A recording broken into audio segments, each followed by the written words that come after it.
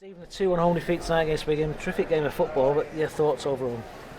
It's very hard for me to be critical of the players tonight. We went toe-to-toe against one of the best teams in the league. Well, the finances and the quality of the squad that they've got.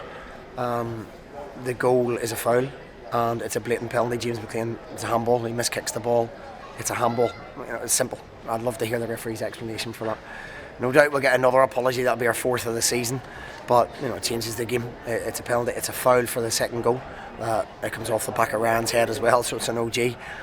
So things have gone against us again. Cole hits the crossbar when it inches the other side, changes the game again. But as I say, it's hard to be critical. We conceded a goal at a poor time at the end of the first half. We dominated the first half.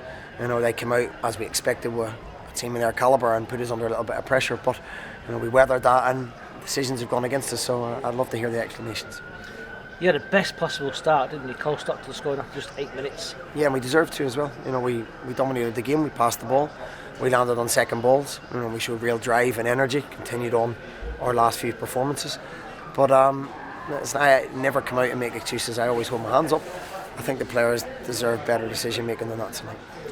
You talked about the penalty. It was late on in the game. Were your players a bit too nice? Because nobody really appealed for it, maybe as much as the fans did behind the goal. The fans, every one of them, got up and wanted a penalty. It was that blatant. I don't really. Do you need to appeal for it? It was a blatant penalty. Again, the first goal's poor goal to concede at a really poor time when we were dominating the game, and you get in and regroup at half time. The second goal is a foul. So, as I say, it's very, very difficult for me to be critical. There were some magnificent performances out there. Trevor Carson, distribution, made a brilliant save against Jacob Badu, excellent again tonight with Ant O'Connor. I was at Toombs in midfield, some really, really good performances. Cole scores again, so we just have to keep believing in what we're doing. Can't control other decisions, can't control other results. We just got to keep doing what we're doing, and there's no point in us going long ball. We haven't got anybody that wins any headers up front, so we have to believe in what we're doing and keep passing the ball, and hopefully add a couple more people to that squad. You mentioned their first goal. First half injury time, it was an awful time to concede, wasn't it? He looked so tight and compact until that moment. Yeah, listen, it was a combination of decisions down the left-hand side. We made two poor decisions. People made decisions in the box that perhaps, in hindsight, shouldn't have done. But we were in control of the ball with a minute left, and we tried delivering the ball into the box. So, game management, we were in control of it. We can control that, and we didn't control that well enough. Greg Lee provided the effort for the first goal. He didn't look too happy about coming off. Listen, Greg's one of those boys who wants to stay on through everything, but he hobbled about for 4 or 5 minutes, and he wanted to continue on, but his runner was going off, and we accepted that at the end. So you have to make a decision to put Gibbo on, and Gibbo done well when he came on. He drove with the ball. Obviously we don't want to take Greg off, and we hope he'll be fit for Saturday. More than 5,000 here tonight, terrific crowd, and again they clapped you off, but it's turning those performances and effort into wins, isn't it now? Yeah, listen, it's difficult. You're coming up against the calibre. You look what they bring on. You look what they've got on the pitch. You look what they've signed in McGuinness and Graham Shinney.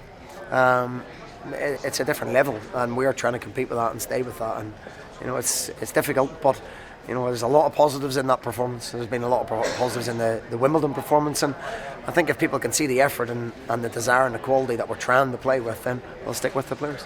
Cole Stockton scored one tonight. He really looks back to his fantastic self. Should have had another, just came off the post, so unlucky. But he was tremendous, wasn't he? Yeah, he's a threat. All night he's a threat. He's inches away from an absolute screamer again. He does what he does in the box, and he leads the line well. I thought Arthur as well, at times on a real tricky surface. We're trying to play football on a surface that maybe doesn't do it justice at times. But look, there was performances, 11 really, really good performances, 12 really, really good performances when Gibbo come on as well. So I can't be critical of him. As I say, the second goal was a foul. If we'd have come out of here with a draw against a team of that calibre, everyone would have been happy. But we have to pick ourselves up and go again. There's no point feeling sorry for ourselves. We have to go again. We can't control, as I say, decision making or other teams. We have to control what we do and our reaction. Have you seen the referee yet, or will you see him after the game, you think? Well, what's the point? What's the point? He's made the decision, an honest decision, and I'm sure they'll be big enough to hold their hands up that it could have been a penalty, and it could have been a disallowed goal. But people make mistakes. People are human. One new signing in the ranks today on the bench in Fanay, the midfielder. Any more, do you think, before Saturday? Yeah, we were hoping to have another one, two potentially. I want to add to the forward line. I want to add some more pace up front. We're desperately short of forward options when you look around on the bench. And we've got defensive options to come on, but we're desperately short outside of Wes at the moment. We really haven't got another attacking option, but hopefully Courtney and and John within the next week will add to them options, and we want to add one more to that as well. Yeah, John O'Bee just come back into it again, but now is he injured again? Yeah, he tweaked his hamstring on coming back, and sometimes this happens when you've been out for a long period of time, and he just got up and running with a goal, so it reduces our options. We're asking Cole and Jonah to keep going, and Arthur, but hopefully they'll give us options in the coming week.